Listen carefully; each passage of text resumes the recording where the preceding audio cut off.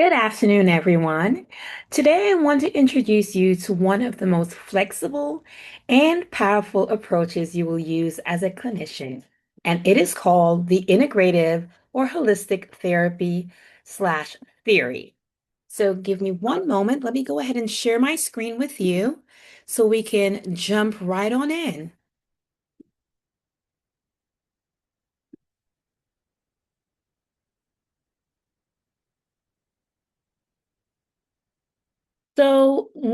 In today's clinical world, no single theory captures the complexities of client identity, their trauma history, their physiological responses, their relational patterns, and spiritual or even cultural contexts. So, integrative therapy, it allows us to pull from several evidence-based frameworks and create a treatment approach that truly fits the whole person.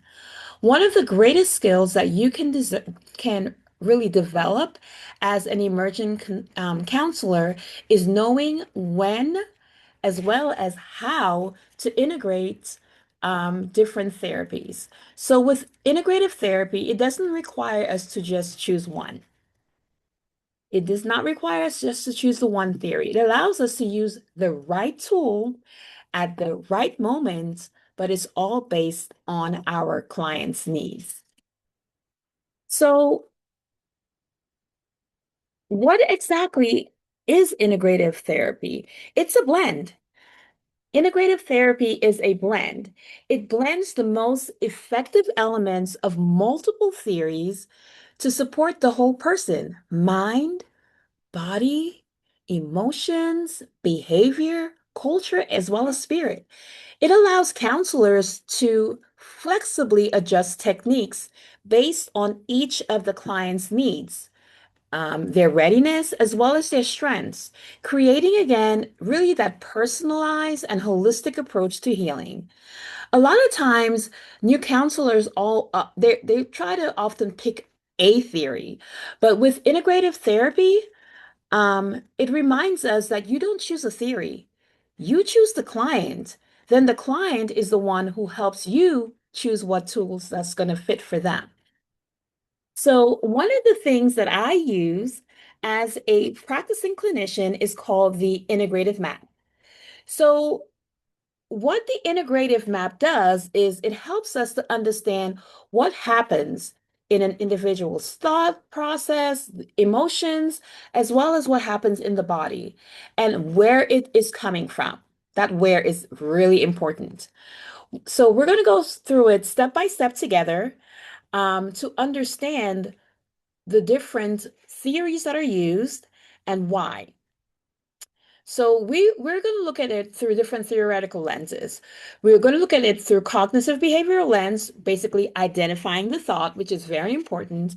Then we're going to make sure that we're using somatic awareness, so grounding in the body, the humanistic thought process, which is naming the emotion, and psychodynamic, exploring the origins. Why am I having this thought? And the last step would be, of course, behavioral, identifying what are the next steps. So, step one, cognitive awareness. So the counselor in this step is going to ask the client, what thought is coming up most strongly for you right now?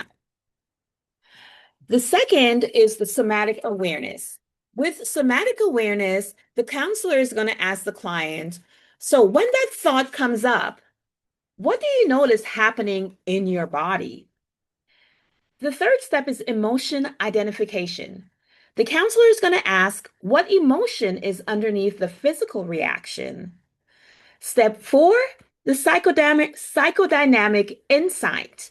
The counselor will ask, does this pattern, the thought, the feeling, what does that do? What does that do? What is that remind you of an earlier experiences in life? What have you experienced early on in life that is causing this? And then the fifth step is the integrative intervention. where the counselor asks the client, what do you feel you need right now? Emotionally, physically, and most of all, practically as well. So, why is this tool important? This tool helps clients slow down and understand their internal world. It also helps build insight while also identifying practical behavioral changes. And it provides structure as well to new therapists.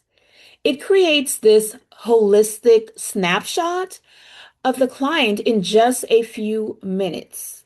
So all these tools right here, well, we have a lot of different tools, but this specific tool is excellent with clients dealing with anxiety, trauma, emotional dysfunction, and relational issues as well. It's simple, yet it is so clinically rich. So in closing, I want you to think about integrative counseling as something that gives freedom and responsibility. It helps you to really treat the client with depth, flexibility, and cultural responsiveness. And so, your goal as a future counselor is to not fit clients into a theory, but to allow theories to serve the client. Thank you so much. And I'm excited to see how you each develop your own integrative cycle/style.